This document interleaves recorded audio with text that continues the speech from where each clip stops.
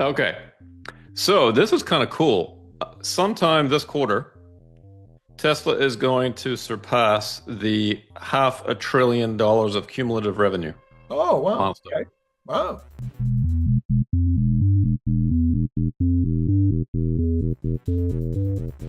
Wouldn't it be cool if you got your car and Elon's there and it says, because of your car, we've just crossed $500 billion of revenue. Maybe they'll give away that car. But then they wouldn't cross the revenue mark. Oh, that's Randy. right. It defeats the purpose of, yeah, meeting the goal. In that case, they actually have to charge you for it. Right. Maybe the next guy gets his car for Right. free, and then the guy that crossed the $500 billion is not very happy. Yeah, this could be pretty vicious.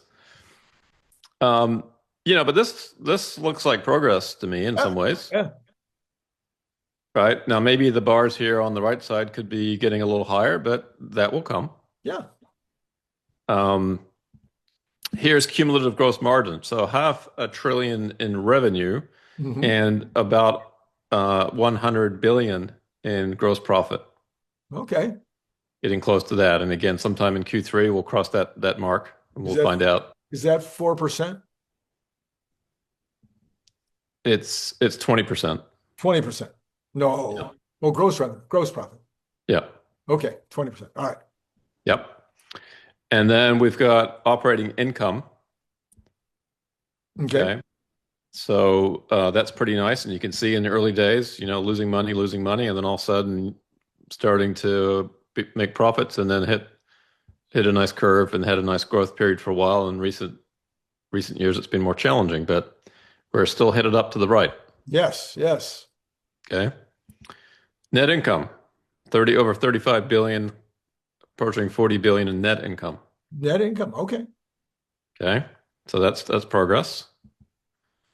So for those that didn't like the earnings report, and for those that focus on autos, and those that focus on earnings and the growth rate and the declining growth rate and declining profitability, blah, blah, blah, blah, blah, they're missing something, right? What you're missing is a company that's investing heavily in its future for products that they're not currently selling, Right. right? You've got this existing company that's masking a whole new business or two or three or four that they're investing in today to get them to, future revenue streams. Here's part of the evidence of that is growing R&D. They've now spent over 25 billion in R&D costs. Wow. Yeah. Okay. And I love these charts that show these cumulative numbers because it gives you a perspective that no one shows you. Even Tesla doesn't show you this. Right. Exactly. And no one on Wall Street does because they're so busy looking at quarter-over-quarter changes or year-over-year changes and all that stuff. Step back even further. Okay. Yeah. And CERN, I've talked about it a lot on my show, talked about it in the book, return on invested Capital. capital. Yep. That's the word, capital. Return ROIC. ROIC, which is a number that a lot of people don't pay any attention to. Tesla is at the top on this concept. Apple, I think, is still ahead of them overall, but they are way, way, way up at the top in terms of companies on this metric. We've got companies now, the other hyperscalers in the AI business that are spending dramatically more money than Tesla in order to try to win the AGI war. And yet Jensen Huang repeats over and over and over again that it is the embodied AI where the money's going to be made. That's right. And the embodied AI is Tesla, and they're in the lead. Nobody questions that they are far in the lead when it comes to embodied AI. Yep.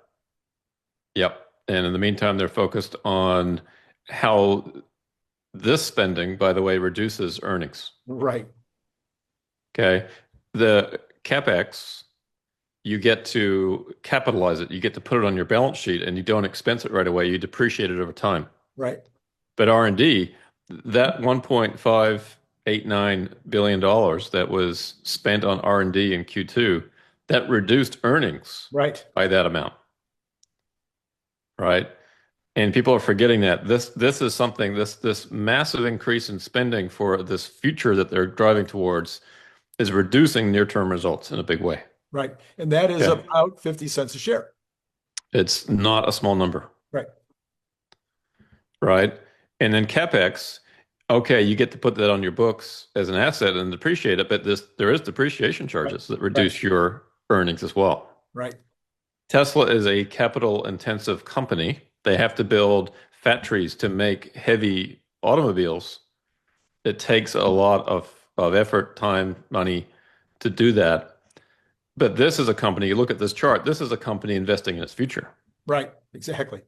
And the other companies, the other car companies are investing similar amounts of money, but they're only putting it into aging factories Yeah, and aging products. They're not putting it into AI.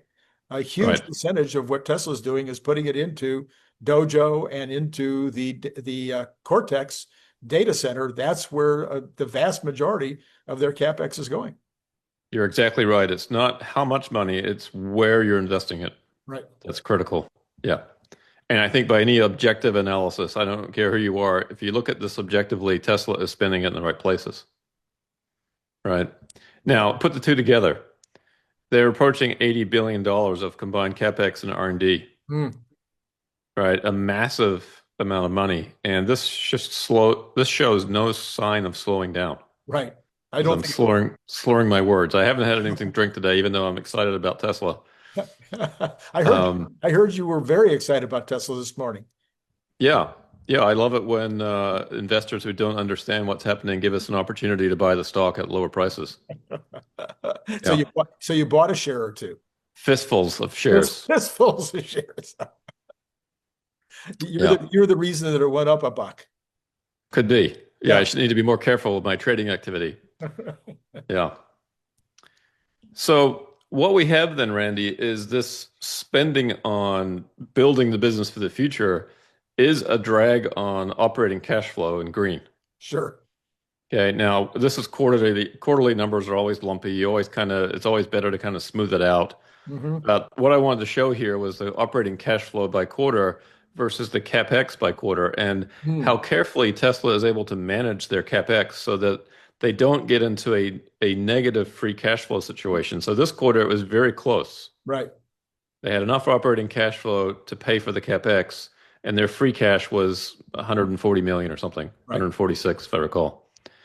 The prior quarter, even though it was a low quarter in terms of operating cash flow, they dialed back CapEx a little bit in that quarter.